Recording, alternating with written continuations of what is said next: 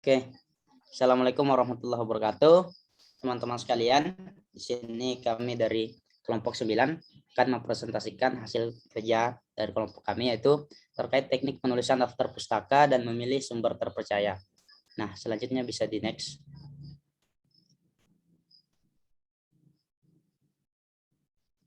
Nah, sebelum itu di sini kami ada 4 orang, yaitu ada Melvina Indah Nurhayati, kemudian ada Muhammad Aziz Febrianto, yang ketiga ada Satria Raffi Ataullah Matofani, dan yang terakhir ada saya sendiri yaitu Reski Awana Temara.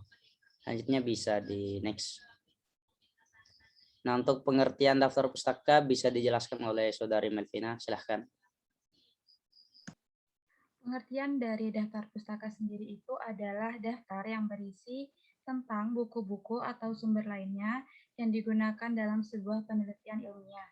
Nah, tujuannya itu untuk menguatkan tulisan ilmiah, menghargai penulis yang menjadi sumber acuan dalam penulisan karya ilmiah, lalu menghindari tuduhan plagiat, membantu pembaca lainnya mengetahui lebih dalam sumber kutipan karya ilmiah yang ditulis. Oke, next.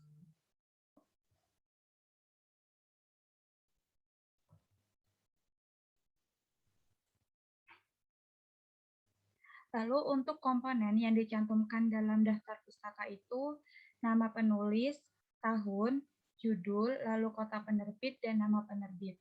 Contohnya yaitu yang pertama nama penulis Budiono, lalu titik dikasih tahun 1998, titik judul dampak krisis ekonomi terhadap pendidikan, di mana judul ditulis secara miring, lalu kota penerbit yaitu Jakarta, lalu nama penerbit Pusat Penelitian Sains dan Teknologi UI Kartodirjo Suwiryo tahun 1987, lalu Kebudayaan Pembangunan dalam Perspektif Sejarah Yogyakarta Gajah Mada University Press. Next.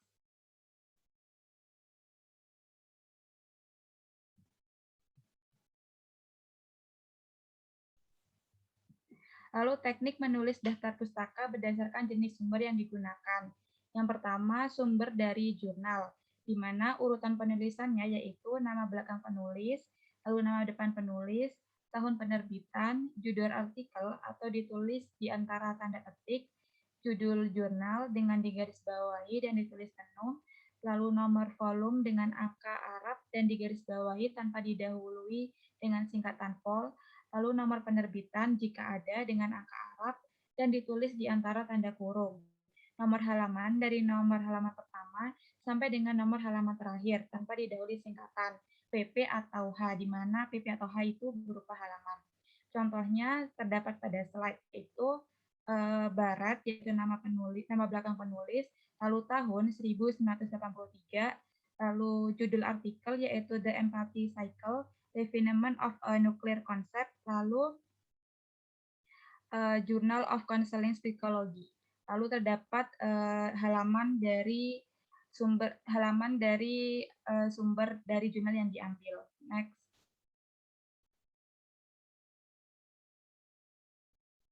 Lalu teknik menulis daftar pustaka dari sumber buku. Penulisannya yaitu dari nama belakang penulis, lalu nama depan, tahun penerbitan, judul buku, digarisbawahi, lalu edisi, kota asal, dan penerbit. Jika buku ditulis oleh seorang saja, contohnya yaitu langsung Ali Syabana, yaitu nama belakang, lalu nama depan Sultan Takdir, tahun, lalu judul, lalu kota penerbit, dan penerbitnya sendiri. Lalu jika buku ditulis oleh 2 orang, maka semua nama ditulis, nama pengarang kedua tidak perlu dibalik susunannya, seperti pada contoh di slide. Next. Selanjutnya akan dijelaskan oleh Saudara Reskiawan Tamara.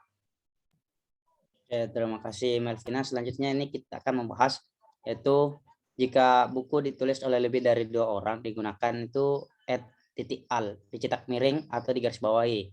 Untuk contohnya bisa dilihat di slide. Selanjutnya jika penulis sebagai penyunting juga bisa dilihat di slide. Nah, selanjutnya jika sumber itu merupakan karya tulis seseorang dalam suatu kumpulan tulisan banyak orang, itu kita tulis seperti contoh misalkan Pujianto 1984. Selanjutnya jika buku itu berupa edisi, maka penulisannya seperti di slide juga. Bisa teman-teman lihat sendiri. Next. Oke, selanjutnya kita akan membahas terkait teknik menulis daftar pustaka berdasarkan sumber yang digunakan. Nah, ini sumber yaitu khususnya di sumber di luar jurnal dan buku. Nah, misalkan kita mengambil sumbernya itu skripsi atau tesis ataupun disertasi. Nah, contohnya itu Sulaiman MTTI 1984, suatu upaya pendekatan fenomenologis terhadap suatu kehidupan dan pendidikan dalam keluarga dan sekolah, disertasi doktor pada PS IKIP Bandung, kemudian tidak diterbitkan. Nah, ini contohnya. Kemudian misalkan berupa publikasi departemen juga bisa dilihat di slide. Kemudian berupa dokumen juga bisa dilihat di slide. Selanjutnya. Nah, selanjutnya ketiga itu misalkan berupa makalah. Nah, bisa kita lihat contohnya. Kartadinata, S titik 1989.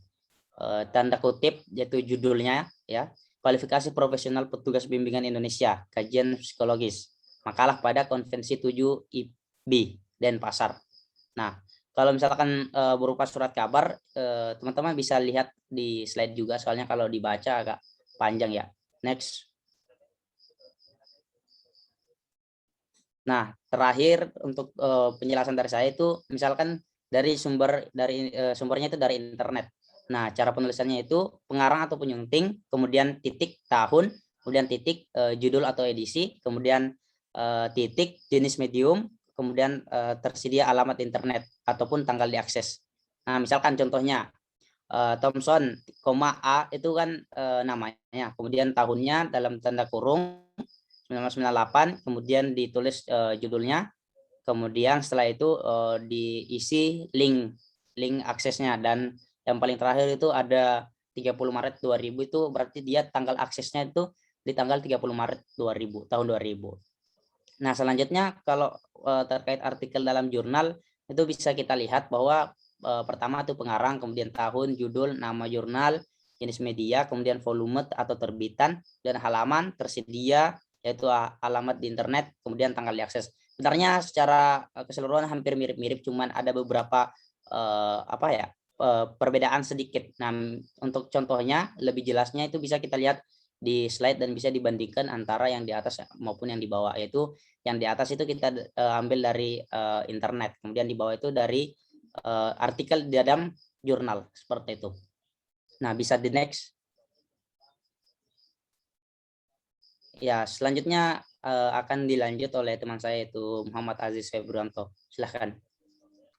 Terima kasih Rizkiawan. Selanjutnya artikel dalam majalah, yaitu diambil dari sumber dari internet, berupa komponen, pengarang, tahun, tanggal, bulan, judul, nama majalah, dan kurung jenis media, volume, jumlah halaman, tersedia alamat di internet, atau tanggal akses, dalam kurung tanggal akses. Contohnya seperti ini. Goodstein C sebagai pengarang, 1991 September sebagai tahun tanggal bulan, Healer from the Deep America Health sebagai judul, CD-ROM sebagai nama majalah, 60-64 termasuk ke dalam volume dan halaman. Halaman tersedia bisa dilihat seperti SIRS per SIRS itu. Tanggal aksesnya 13 Juni 1995. Selanjutnya ada artikel di surat kabar berupa komponen pengarang, tahun, tanggal, bulan, judul, nama surat kabar, jenis media, jumlah halaman tersedia, alamat di internet, tanggal diakses. Hampir sama dengan artikel dalam majalah, tapi ini diambil dari surat kabar.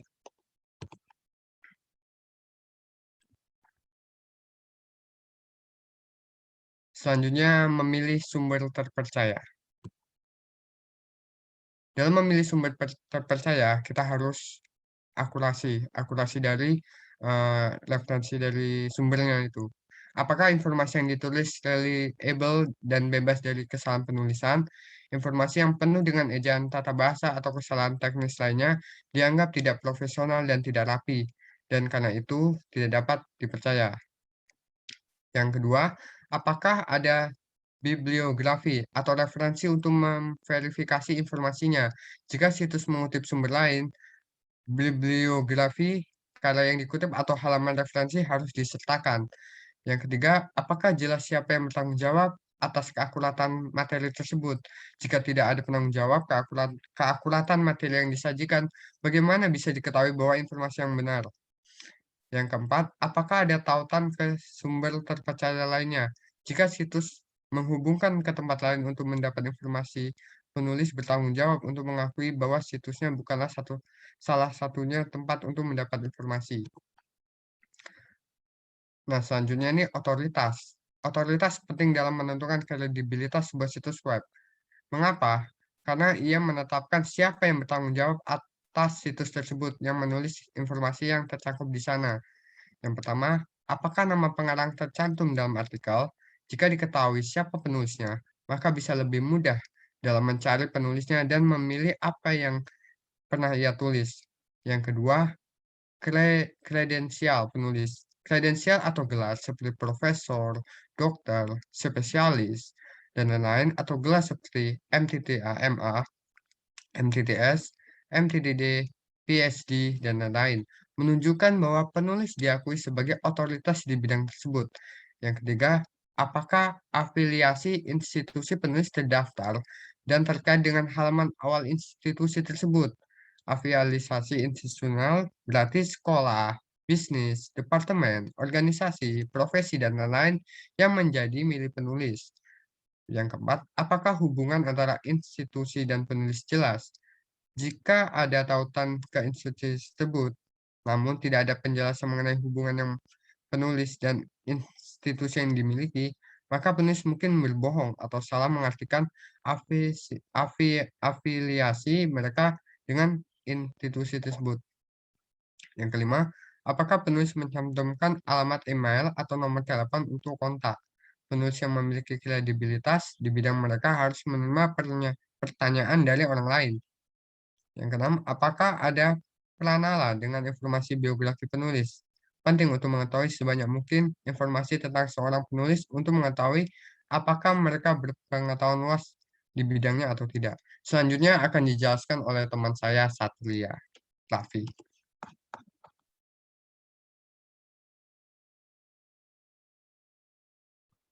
Terima kasih Aziz. Selanjutnya yang ketiga adalah jangkauan. Apakah bahan pendukung yang diberikan? Jika sebuah situs tidak mencantumkan referensi atau tidak memberikan materi pendukung seperti grafik atau statistik, maka situs tersebut mungkin tidak memiliki informasi yang kredibel. Apakah ada tautan ke sumber lain pada topik yang sama? Jika sebuah situs menyediakan tautan ke situs lain mengenai topik ini, menunjukkan pengetahuan penulis tentang topik dan kemauan untuk menunjukkan dan mempertimbangkan pendapat dan pandangan selain pendapatnya sendiri. Apakah situsnya masih dalam proses pembangunan? Jika sebuah situs sedang dibangun, maka situs tersebut mungkin tidak memberikan gambaran yang akurat tentang apa yang ingin penulis katakan.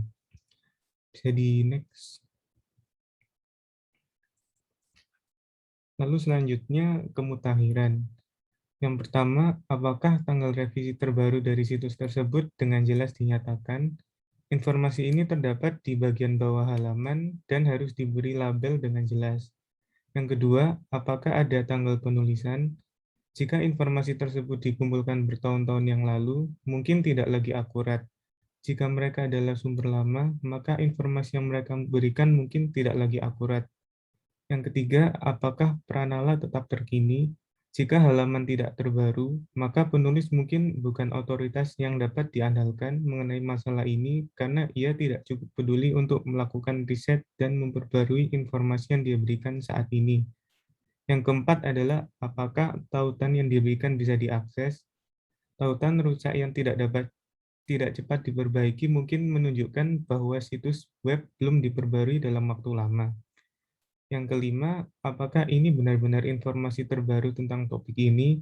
Sebaiknya gunakan informasi terbaru tentang sebuah topik sehingga dapat menghindari pemberian informasi lama yang mungkin telah terbukti salah oleh penelitian baru. Next. Yang kelima ada objektivitas. Apakah informasi yang disajikan dengan bias sedikit mungkin?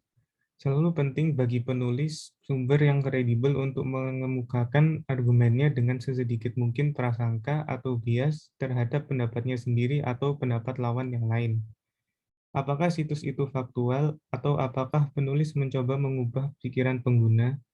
Situs persuasif yang hanya menyajikan satu sudut pandang ekstrim atau yang secara aktif mencoba meyakinkan bahwa informasinya hanya ada satu informasi yang benar.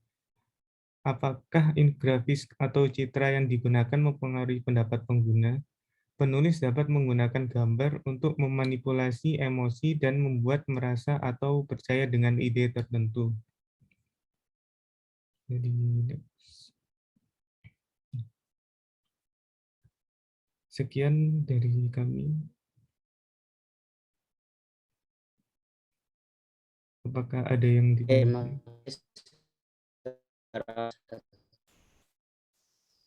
Oke, dari itu untuk proses 9.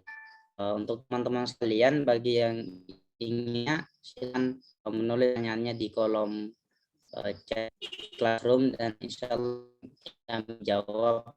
Untuk itu kami, Assalamualaikum warahmatullahi wabarakatuh.